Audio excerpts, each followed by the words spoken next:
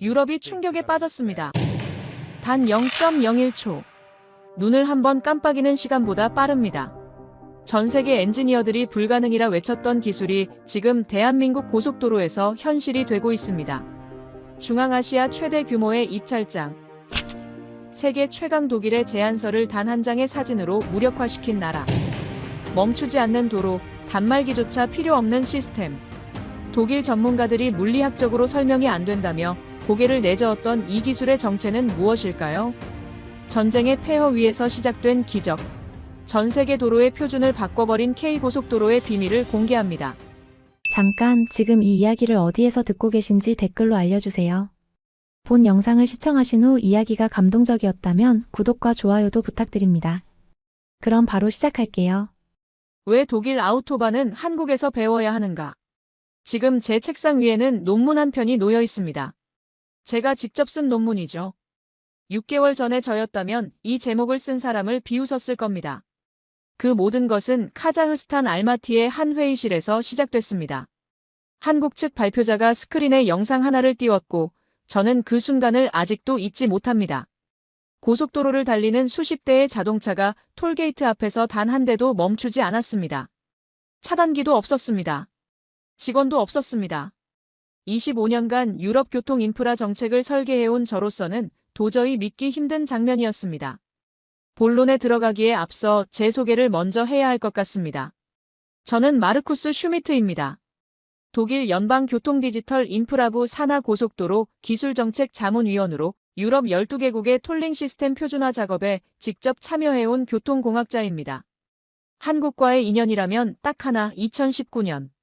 서울에서 열린 ITS 세계총회에서 발표자로 단상에 선 것이 전부였습니다. 그때의 저는 한국을 배우러 간 것이 아니라 유럽의 기준을 소개하러 간 것이었으니까요. 그런 제가 카자흐스탄 알마티행 비행기에 오른 것은 지난해 11월의 일이었습니다.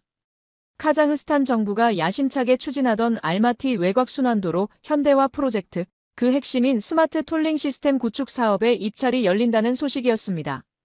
총 사업 규모만 수억 달러에 달하는 중앙아시아 최대 규모의 도로 인프라 프로젝트였습니다. 독일 지멘스 컨소시엄은 저를 기술 대표로 내세웠고 저는 별다른 긴장 없이 짐을 쌌습니다. 유럽 표준을 기반으로 한 우리 시스템은 이미 동유럽과 중앙아시아 여러 나라에서 검증을 마친 상태였으니까요. 알마티에 도착한 첫날 밤, 저는 호텔방에서 경쟁사들의 제안서 요약본을 훑었습니다. 일본 컨소시엄, 프랑스 업체, 그리고 한국도로공사 컨소시엄. 노트북 화면을 스크롤하던 손가락이 한국 측 제안서 앞에서 잠깐 멈췄습니다. 다차로 하이패스, VDS 영상인식 시스템, 영상 약정 서비스. 생전 처음 보는 단어들이었습니다. 저는 피식 웃으며 화면을 닫았습니다. 검증도 안 된 실험적 개념들을 그럴듯한 이름으로 포장한 것이라고 생각했으니까요. 그때까지만 해도요. 입찰 발표 당일 아침 카자흐스탄 교통부 청사의 대회의실은 팽팽한 긴장감으로 가득했습니다. 심사위원석에는 카자흐스탄 교통부 관계자 12명이 자리를 잡고 있었고 발표 테이블 양쪽에는 각국 컨소시엄 대표들이 순서를 기다리고 있었습니다. 독일 국기와 태극기가 나란히 세워진 풍경이 묘하게 눈에 밟혔습니다. 독일 측 발표는 순조로웠습니다. 저는 유럽 12개국 적용 사례와 오류율 통계, 유지보수 비용 절감 데이터를 조목조목 제시했습니다. 심사위원들은 고개를 끄덕였고 저는 내심 만족스러웠습니다. 그런데 한국 측 발표가 시작되면서 회의실의 공기가 달라졌습니다. 한국 측 발표자는 30 중반쯤 되어 보이는 젊은 엔지니어였습니다. 그가 노트북을 열고 스크린에 영상을 띄우는 순간 저는 자신도 모르게 몸을 앞으로 기울였습니다. 영상 속 한국 고속도로의 톨게이트 구간에서 차들은 단 한 대도 속도를 줄이지 않았습니다. 시속 100km로 달리던 차가 그대로 통과했습니다. 차단기가 없었습니다. 요금소 직원도 없었습니다. 그런데 통행료는 칼같이 결제되고 있었습니다. 회의실이 조용해졌습니다. 심사위원장 누르술탄 베코프가 안경 너머로 스크린을 응시하다가 천천히 입을 열었습니다. 슈미트 씨, 독일 시스템에서도 이런 방식이 가능합니까? 저는 잠시 말을 고르다 답했습니다. 현재 유럽의 표준 시스템은 안전과 정확성을 최우선으로 설계되어 있습니다. 물리적 차단 장치는 미납 차량 방지를 위한 검증된 방법이죠. 베코프 위원장은 고개를 한번 끄덕이고는 시선을 한국 측 발표자에게로 옮겼습니다. 그리고 그 뒤로 이어진 질문들은 전부 한국 측을 향해 있었습니다. 저는 팔짱을 낀 채 그 광경을 지켜봤습니다. 그런데 가슴 한편이 묘하게 서늘해지는 느낌을 떨쳐낼 수가 없었습니다. 발표장을 나서는 길, 복도에서 한국 측 발표자와 마주쳤습니다. 그가 먼저 가볍게 고개를 숙였습니다. 저는 짧게 물었습니다. 저 영상 실제입니까? 편집된 것 아니고요? 그는 웃으며 답했습니다. 지금 한국 고속도로 어디서나 볼 수 있는 일상적인 풍경입니다. 직접 오셔서 확인해 보시겠습니까? 저는 아무 말도 하지 않았습니다. 하지만 호텔로 돌아오는 내내 그 영상 속 장면이 머릿속을 떠나지 않았습니다. 차단기 없이 시속 100km로 통과하는 자동차들. 25년 경력의 교통공학자로서 저는 그 장면이 어떻게 가능한지 설명할 수 없었습니다. 그날 밤 저는 잠을 이루지 못했습니다. 알마티의 호텔 창밖으로 중앙아시아의 차가운 밤바람이 불고 있었고 저는 침대에 누운 채 천장을 바라보며 같은 장면을 반복해서 떠올렸습니다. 톨게이트 앞에서 멈추지 않는 차들. 차단기 없이 뚫려 있는 도로. 그리고 그 모든 것이 아무렇지 않다는 듯 흘러가는 풍경. 교통공학자로 25년을 일하면서 저는 수백 개의 톨링 시스템을 검토해왔습니다. 독일, 프랑스, 오스트리아, 폴란드, 헝가리. 유럽의 시스템들은 저마다 방식이 조금씩 달랐지만 한 가지 원칙만큼은 흔들린 적이 없었습니다.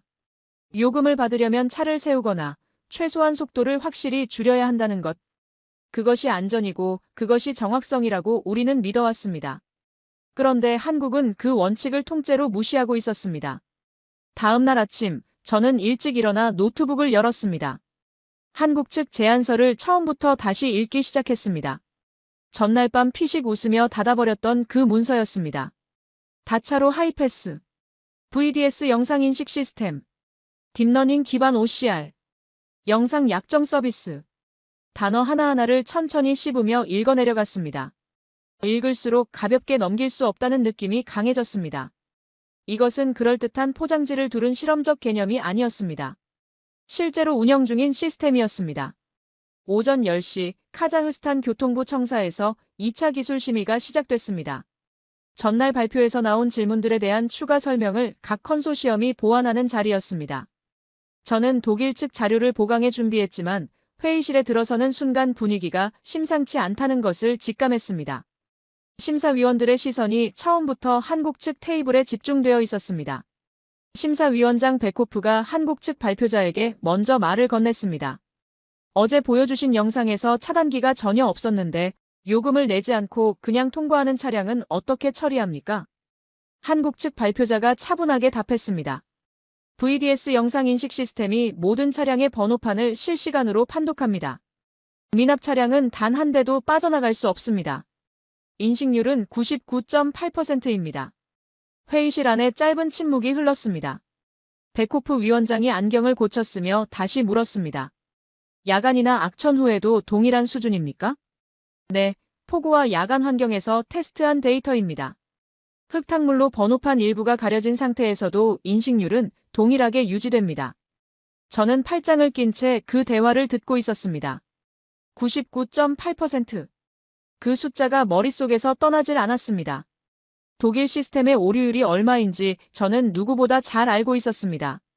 대놓고 비교하기 민망한 수치였습니다. 오후 심의가 끝나고 잠깐 휴식 시간이 생겼습니다. 저는 복도 한쪽에서 베를린 본사의 팀장 클라우스에게 전화를 걸었습니다. 클라우스, 한국 측 VDS 시스템 관련 자료 있으면 지금 당장 보내줘. 번호판 인식률 99.8%라고 하는데 실제 검증 데이터가 필요해. 전화기 너머로 잠시 키보드 소리가 들리더니 클라우스가 답했습니다. 마르쿠스, 그 수치 사실이야. 우리 쪽에서도 작년에 한국 시스템 벤치마킹 보고서 검토한 적 있어. 소프트웨어 쪽은 우리가 확실히 뒤처져 있어. 저는 잠시 말이 없었습니다. 클라우스가 덧붙였습니다. 근데 왜? 설마 입찰 결과가 불안한 거야? 아니, 그냥 확인하고 싶었을 뿐이야. 전화를 끊고 저는 창밖을 바라봤습니다. 알마티의 11월 하늘은 낯빛으로 무거웠습니다. 클라우스의 말이 귓가에 맴돌았습니다. 소프트웨어 쪽은 우리가 확실히 뒤처져 있어. 오후 심의가 재개됐습니다. 이번에는 비용 대비 효율성에 대한 질의가 이어졌습니다. 한국 측 발표자는 스마트 톨링 도입 이후 카자흐스탄과 비슷한 조건의 국가에서 절감된 운영 비용 데이터를 제시했습니다. 요금소 인력 감축, 차량 정체 감소로 인한 연료비 절감, 배기가스 저감 효과까지 숫자들이 차곡차곡 쌓였습니다. 심사위원 한 명이 저를 향해 물었습니다. 슈미트 씨, 독일 시스템의 톨게이트 운영 인력 규모는 어떻게 됩니까? 저는 준비된 자료를 펼치며 답했습니다. 그런데 그 순간 제 답변이 한국 측 데이터와 나란히 비교되는 상황이 불편하게 느껴졌습니다. 처음 겪는 감각이었습니다. 25년 동안 저는 항상 비교의 기준점이 되는 쪽에 서 있었습니다. 그런데 오늘 이 자리에서 저는 처음으로 비교를 당하는 쪽에 서 있었습니다. 심의가 끝나고 건물을 나서는 길에 한국 측 발표자가 다시 눈에 들어왔습니다. 그는 카자흐스탄 심사위원 2명과 가볍게 웃으며 이야기를 나누고 있었습니다. 편안하고 여유로운 표정이었습니다. 저는 그 모습을 보며 천천히 코트깃을 세웠습니다. 호텔로 돌아오는 택시 안에서 저는 한 가지 결론에 도달했습니다. 이 입찰, 마음 놓고 있을 상황이 아니었습니다. 그리고 한국 시스템을 제대로 이해하지 못한 채 이 싸움을 끝낼 수는 없었습니다. 한국에 직접 가봐야 했습니다. 카자흐스탄 측의 결정은 예상보다 빨리 왔습니다. 2차 기술 심의가 끝난 지 사흘째 되던 날 아침, 카자흐스탄 교통부로부터 공문 한 통이 도착했습니다. 최종 낙찰 결정 전에 양국 시스템을 직접 현장에서 확인하겠다는 내용이었습니다. 독일과 한국 두 나라의 고속도로를 심사위원단이 직접 방문해 실사를 진행한다는 것이었습니다. 저는 공문을 읽으며 속으로 안도했습니다. 현장에서라면 우리가 유리했습니다. 아우토반은 세계가 인정하는 도로였으니까요. 그런데 일정표를 확인하는 순간 눈썹이 올라갔습니다. 첫 번째 방문지가 한국이었습니다. 베를린 본사에서는 저를 한국 현장 실사단에 합류시키기로 했습니다. 경쟁 상대의 시스템을 직접 눈으로 확인하고 대응 논리를 준비하라는 지시였습니다. 저는 군말 없이 짐을 쌌습니다. 솔직히 말하면 오히려 잘 됐다 싶었습니다. 알마티 회의실에서 본 그 영상이 아직도 머릿속에 걸려 있었으니까요. 직접 보고 와야 마음이 풀릴 것 같았습니다. 인천행 비행기 안에서 저는 한국 고속도로 관련 자료를 정리했습니다. 경부고속도로 개통 연도, 하이패스 도입 시기, 다차로 하이패스 확대 현황. 숫자들을 훑으면서 한 가지 사실이 눈에 들어왔습니다. 한국이 고속도로를 처음 놓기 시작한 것이 1960년대 후반이었습니다. 독일 아우토반이 1930년대에 시작된 것과 비교하면 30년 이상 늦은 출발이었습니다. 그 나라가 지금 우리와 중앙아시아 입찰을 두고 겨루고 있었습니다. 저는 창밖의 구름을 바라보다 자료를 덮었습니다. 인천공항에 도착한 것은 이른 아침이었습니다. 한국도로공사에서 나온 담당자가 입국장에서 저희 실사단을 맞았습니다. 40대 초반의 단단해 보이는 남자였습니다.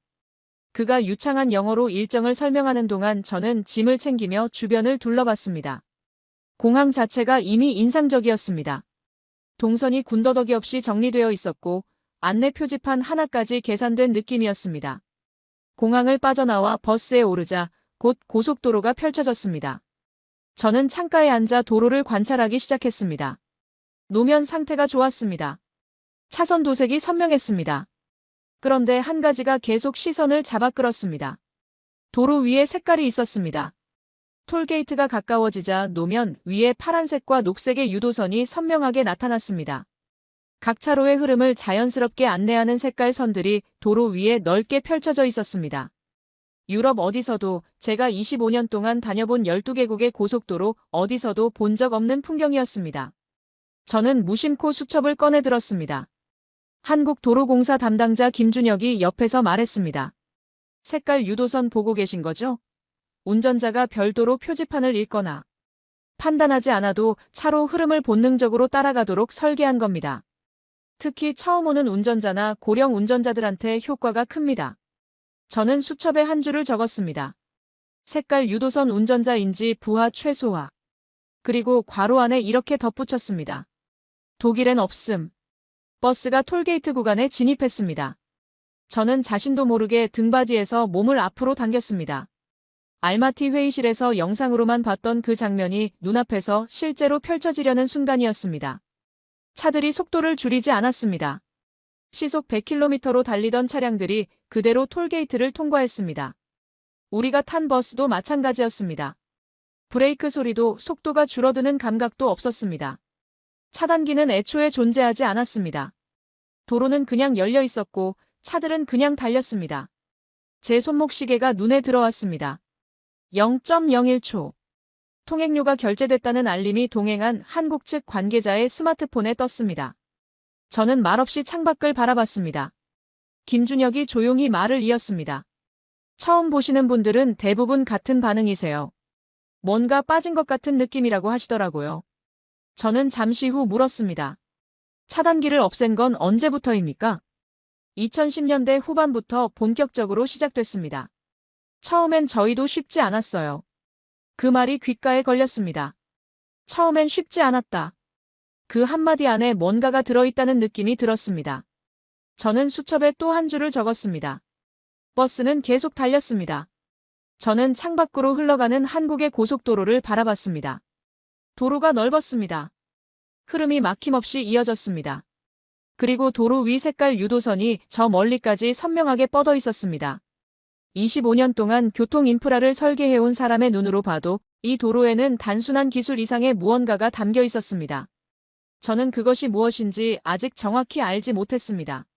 하지만 알아야 한다는 것만큼은 분명히 느끼고 있었습니다. 한국도로공사 본사 회의실은 예상보다 소박했습니다.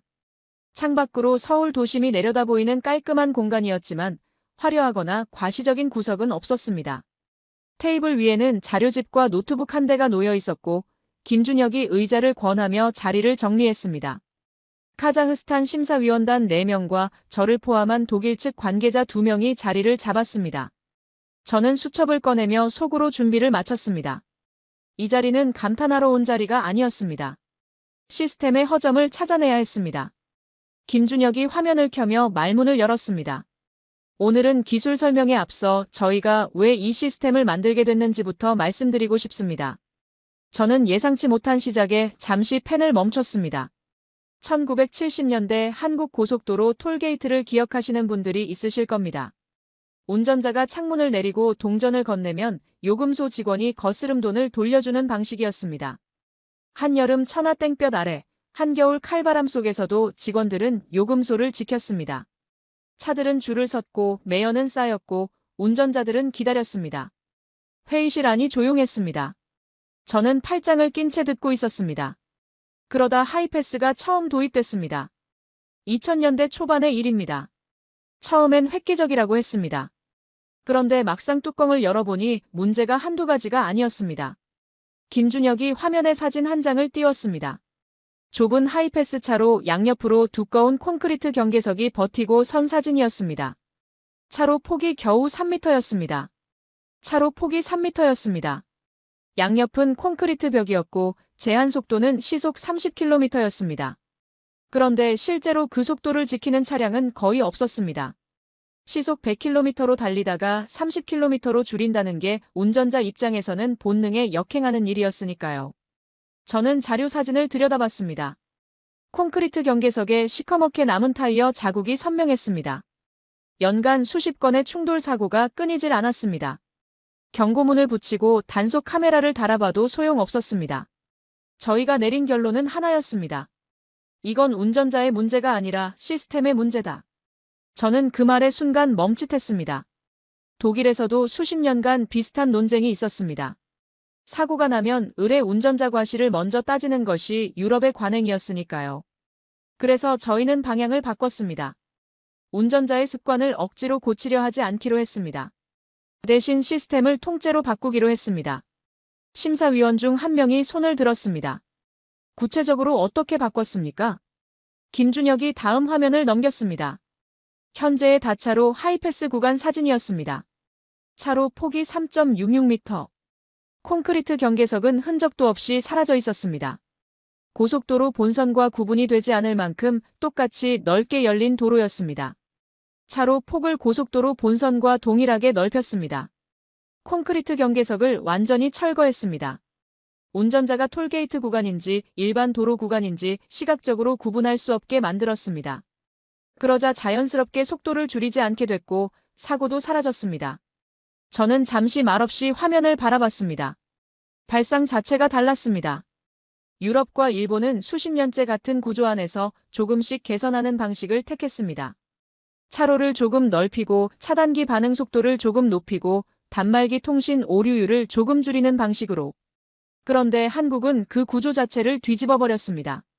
저는 질문을 던졌습니다. 차단기를 없앤다는 것은 곧 미납 차량을 물리적으로 막을 수단이 없다는 뜻입니다. 그 리스크는 어떻게 감당합니까? 김준혁이 조금도 망설이지 않고 답했습니다. 그래서 소프트웨어가 필요했습니다. 그가 화면을 바꾸자 고속도로 상단 구조물에 카메라들이 촘촘하게 매달린 사진이 나타났습니다. VDS, 지능형 영상인식 시스템이었습니다. 이 카메라들은 단순한 CCTV가 아닙니다. 딥러닝 기반의 인공지능이 탑재된 번호판 인식 장치입니다. 하드웨어로 차를 막는 대신 소프트웨어로 모든 차량을 완벽하게 추적합니다. 차단기가 필요 없는 이유가 여기 있습니다. 저는 수첩에 천천히 적었습니다. 하드웨어 장벽 제거 소프트웨어로 대체. 그리고 잠시 펜을 멈추고 그 문장을 다시 읽었습니다. 25년 동안 저는 톨링 시스템을 설계할 때 항상 같은 질문에서 출발했습니다. 어떻게 하면 차를 더 확실하게 멈출 수 있을까? 그런데 한국은 처음부터 다른 질문을 했던 겁니다. 어떻게 하면 차를 멈추지 않아도 될까? 김준혁이 자료를 덮으며 조용히 말했습니다. 쉽지 않은 결정이었습니다. 차단기를 없앤다고 했을 때 반대가 엄청났습니다. 당연한 반응이었죠. 그런데 저희 선배들은 밀어붙였습니다. 틀린 구조를 고치는데 눈치를 볼 수는 없다고 했습니다. 회의실 안에 잠시 침묵이 흘렀습니다. 저는 창밖을 바라봤습니다. 서울의 가을 하늘이 맑고 높았습니다. 틀린 구조를 고치는데 눈치를 볼 수는 없다. 그 말이 쉽게 사라지지 않았습니다. 김준혁의 안내로 실사단은 버스에 올라 서울 외곽의 고속도로 다차로 하이패스 구간으로 향했습니다. 창밖으로 도시가 점점 뒤로 물러나고 넓은 도로가 펼쳐졌습니다. 저는 오전 회의실에서 들은 내용을 머릿속으로 정리하면서 수첩을 펼쳐두었습니다. 질문 목록이 이미 5개나 적혀 있었습니다. 버스가 톨게이트 구간에 가까워지자 김준혁이 앞쪽을 가리키며 말했습니다. 저 구조물 위를 보시면 됩니다. 저는 고개를 들었습니다. 도로 상단을 가로지르는 구조물에 카메라들이 줄지어 매달려 있었습니다. 처음 보면 과속 단속 카메라와 비슷해 보였지만 렌즈의 크기와 각도가 달랐습니다. 여러 방향을 동시에 향하고 있었고 간격도 촘촘했습니다. 저 카메라 하나하나 안에 딥러닝 인공지능이 들어가 있습니다. 도로 위를 지나가는 모든 차량의 번호판을 실시간으로 읽어냅니다. 저는 팔짱을 끼며 물었습니다. 맑은 날 낮 시간대 기준이겠죠? 김준혁이 고개를 저었습니다. 아닙니다. 가장 까다로운 조건에서 측정한 수치입니다. 그가 태블릿을 꺼내 영상 하나를 재생했습니다. 화면 속은 칠흑같이 어두운 야간이었습니다. 비까지 억수같이 쏟아지고 있었습니다.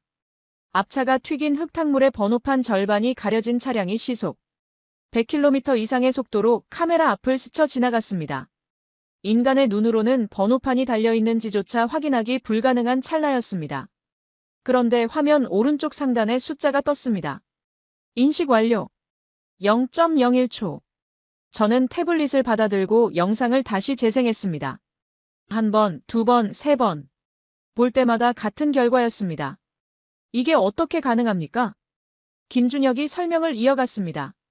인공지능이 흐릿한 픽셀 조각들을 스스로 추론해서 보완합니다. 흙탕물에 가려진 글자의 윤곽을 주변 픽셀 패턴으로 복원하고 고속주행 탓에 비스듬하게 찍힌 번호판의 각도를 정면으로 펴서 분석합니다. 수억 장의 번호판 이미지를 학습한 결과입니다. 저는 잠시 말이 없었습니다. 수억 장. 그 숫자가 주는 무게감이 있었습니다. 단순한 카메라 기술이 아니었습니다. 수년에 걸쳐 쌓아온 데이터와 학습의 결과물이었습니다. 현재 인식률은 얼마입니까? 99.8%입니다. 저는 수첩에 그 숫자를 적었습니다. 그리고 그 옆에 독일 시스템의 오류율을 조용히 떠올렸습니다. 대놓고 비교하기 불편한 수치였습니다. 저는 숫자를 적은 줄을 손으로 살짝 가렸습니다. 버스가 구간을 완전히 통과했습니다. 저는 뒤를 돌아봤습니다. 이미 구조물은 저 멀리 있었습니다. 0.01초. 그 사이에 모든 것이 끝나 있었습니다. 잠시 후 버스가 갓길에 정차했습니다. 실사단이 내려 구조물 아래로 걸어갔습니다. 저는 카메라 렌즈를 올려다보다 시선이 자연스럽게 노면으로 내려왔습니다.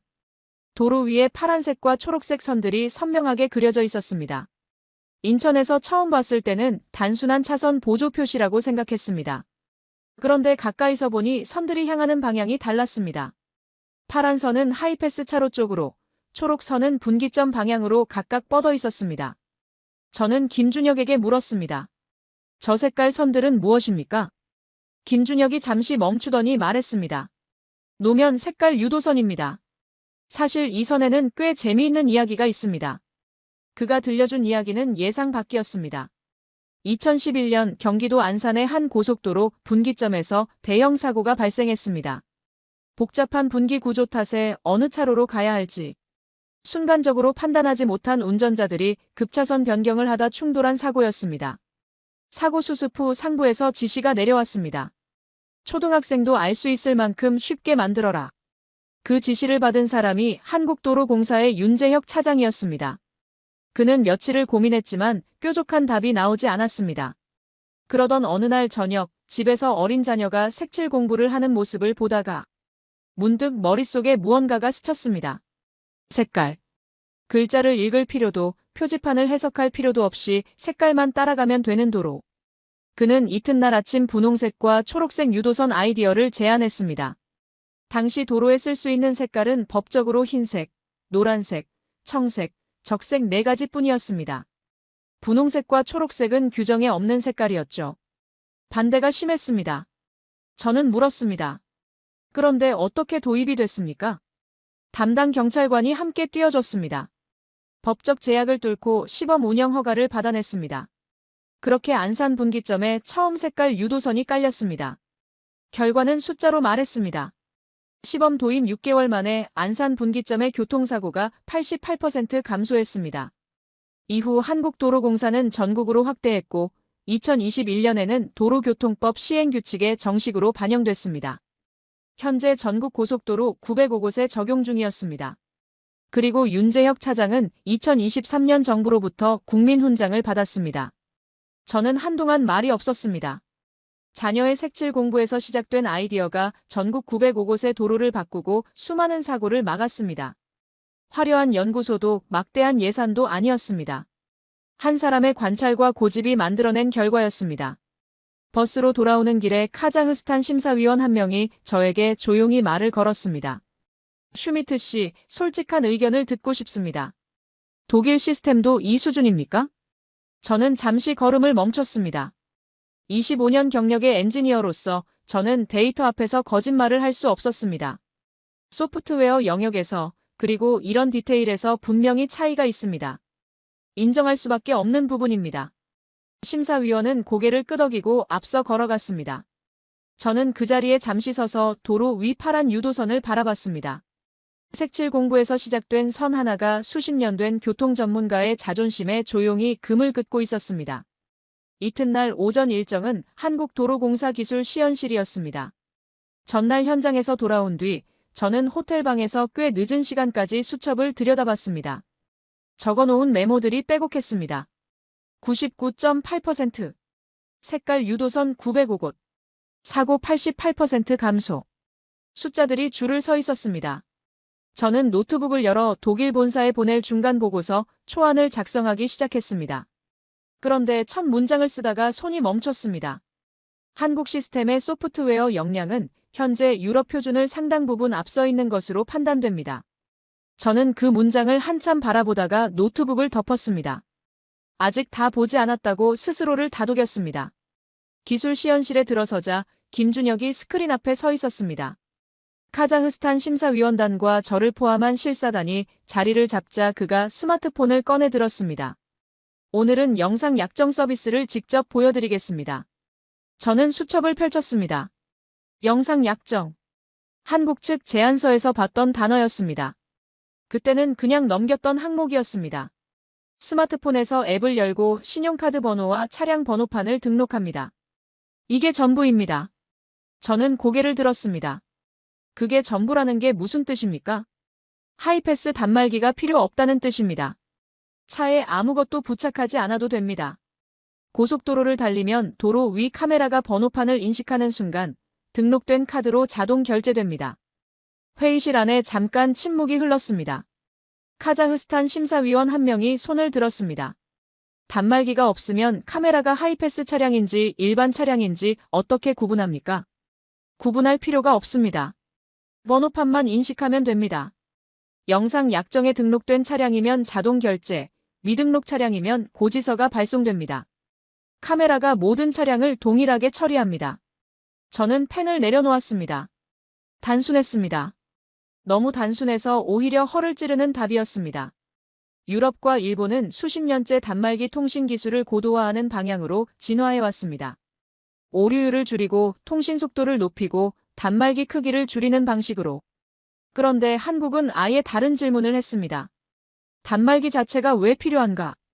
김준혁이 화면에 일본 ETC 시스템 사진을 띄웠습니다. 톨게이트 앞에서 시속 20km 이하로 줄어드는 차량들, 차창에 붙은 플라스틱 단말기, 그리고 차단기가 스르륵 열리기를 기다리는 행렬이었습니다. 일본 ETC는 세계에서 가장 정밀하게 설계된 하드웨어 기반 시스템 중 하나입니다. 단말기 통신 오류 하나도 용납하지 않기 위해 물리적 차단기로 차를 먼저 세웁니다. 그 신중함은 존중받아 마땅합니다. 저는 그 말에 잠시 귀가 열렸습니다.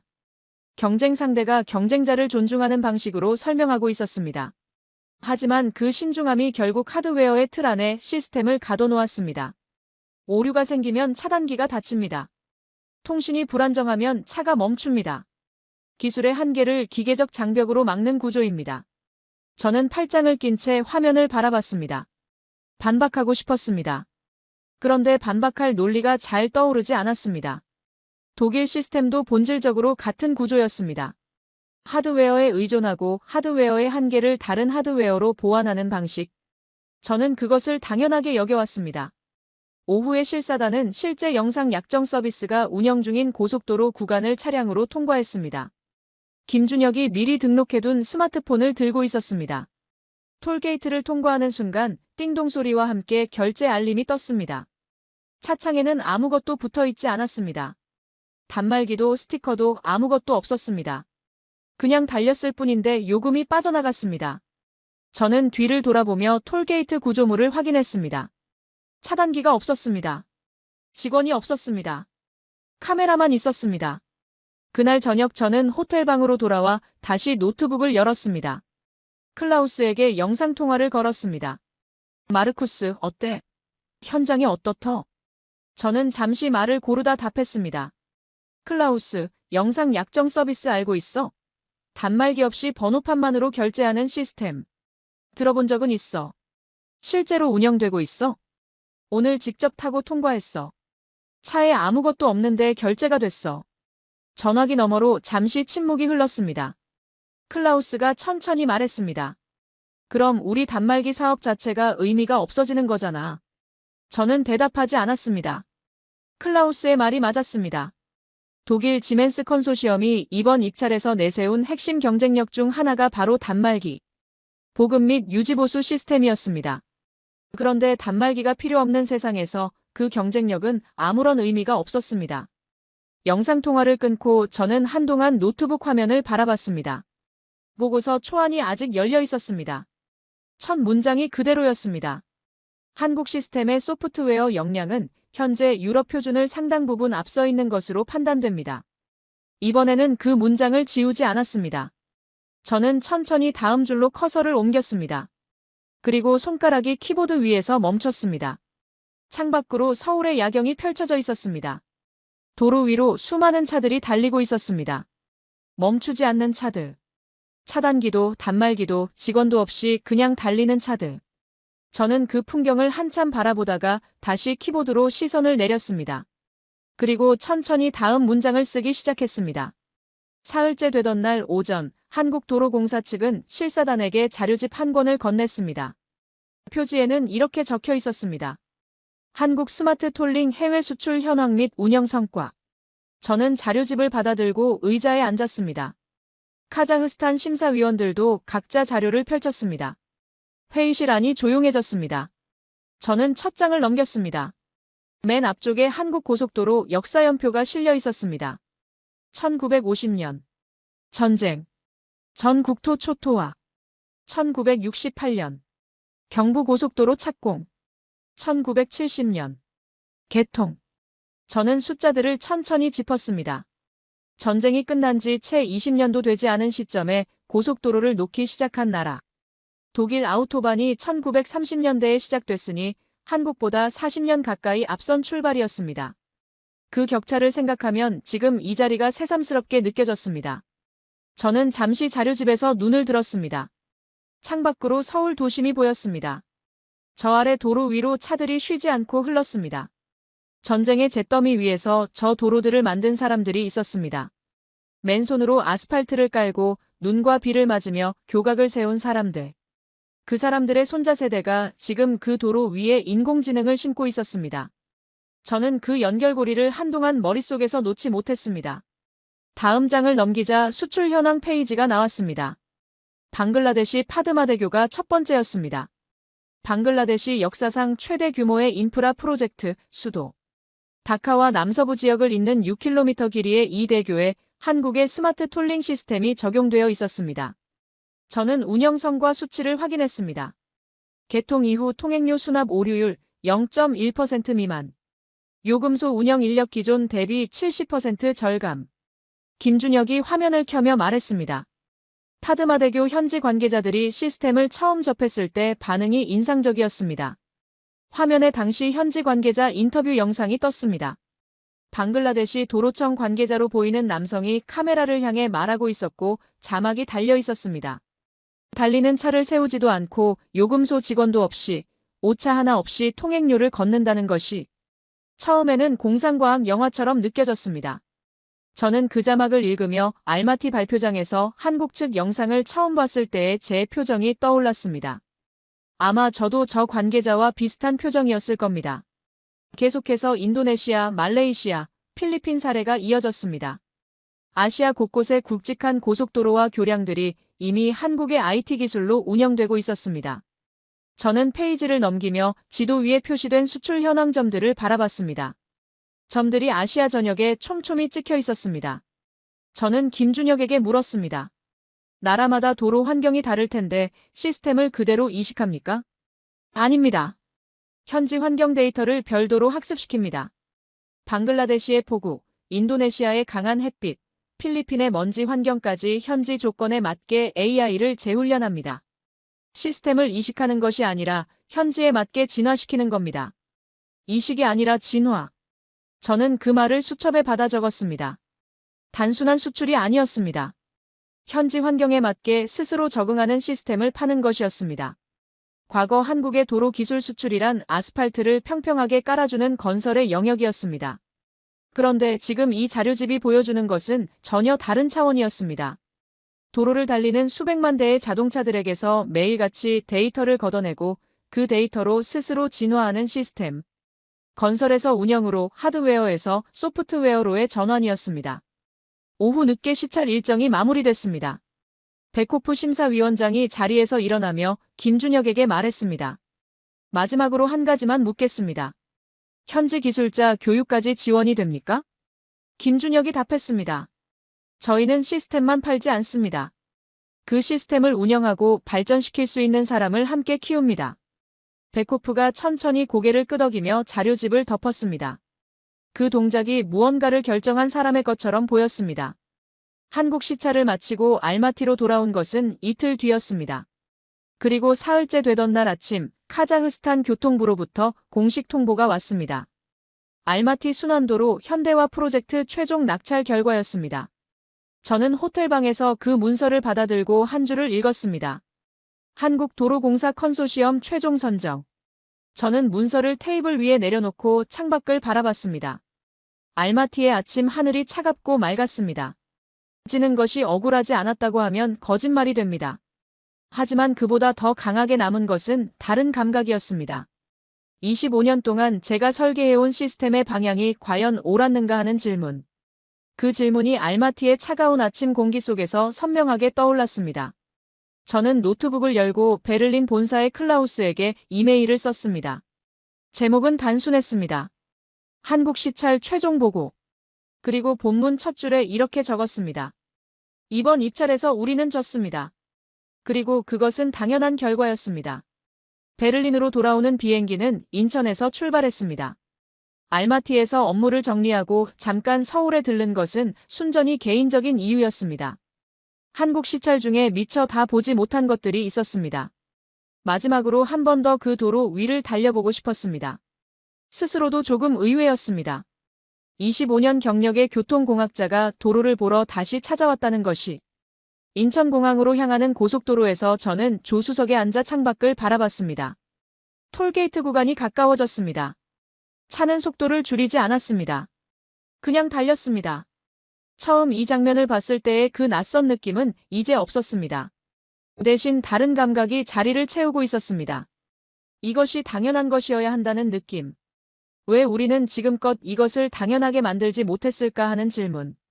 도로 위에 파란 유도선이 선명하게 뻗어 있었습니다. 자녀의 색칠 공부에서 시작된 그 선이 지금 수백만 명의 운전자를 안전하게 이끌고 있었습니다. 저는 그 선을 눈으로 따라가다가 수첩을 꺼냈습니다. 한국에 오면서부터 줄곧 들고 다닌 수첩이었습니다. 페이지마다 메모가 빼곡했습니다. 99.8%, 0.01초, 사고 88% 감소. 이식이 아니라 진화. 그리고 마지막 페이지에 적어놓은 한 문장. 한국은 도로를 수출하는 나라가 아니다. 도로 위에서 생각하는 방법을 수출하는 나라다. 비행기에 오르기 전 저는 공항 라운지에서 클라우스에게 전화를 걸었습니다. 마르쿠스, 보고서 잘 받았어. 본사에서 난리가 났어. 내가 한국 기술이 우위라고 쓴 거 봤어? 사실이니까 썼지. 그래도 그렇지. 경쟁사를 그렇게 정면으로 인정하는 보고서를 쓰는 사람이 어딨어. 저는 잠시 침묵했다가 답했습니다. 클라우스, 우리가 지금 어디서 뒤처지고 있는지 모르면 따라잡을 수도 없어. 그게 더 무서운 거야. 전화기 너머로 짧은 침묵이 흘렀습니다. 클라우스가 낮은 목소리로 말했습니다. 맞는 말이야. 비행기가 이륙했습니다. 저는 창가 자리에 앉아 서울이 점점 작아지는 것을 바라봤습니다. 도로들이 거미줄처럼 뻗어 있었고 그 위로 수많은 차들이 개미처럼 흘렀습니다. 멈추지 않는 차들. 저 차들 중 단 한 대도 톨게이트 앞에서 브레이크를 밟지 않는다는 사실을 이제 저는 알고 있었습니다. 구름 위로 올라서자 서울이 시야에서 사라졌습니다. 저는 노트북을 꺼내 논문 파일을 열었습니다. 한국에 오기 전부터 쓰기 시작했던 논문이었습니다. 원래 제목은 이랬습니다. 유럽 톨링 시스템의 기술적 우위와 아시아 시장 적용 가능성. 저는 그 제목을 지웠습니다. 그리고 새 제목을 천천히 입력했습니다. 왜 독일 아우토반은 한국에서 배워야 하는가? 본문을 다듬기 시작했습니다. 스마트 톨링이 만들어낸 변화의 무게를 숫자로 정리했습니다. 수많은 자동차가 톨게이트에서 속도를 줄이고 멈췄다가 다시 출발할 때 길바닥에 버려지는 막대한 연료. 그 과정에서 공기 중으로 뿜어져 나오는 유해한 배기가스. 요금소 정체로 인해 낭비되는 수많은 사람들의 시간. 한국형 스마트 톨링은 이 모든 사회적 비용을 획기적으로 줄여 매년 수천억 원에 달하는 경제적 이익을 만들어내고 있었습니다.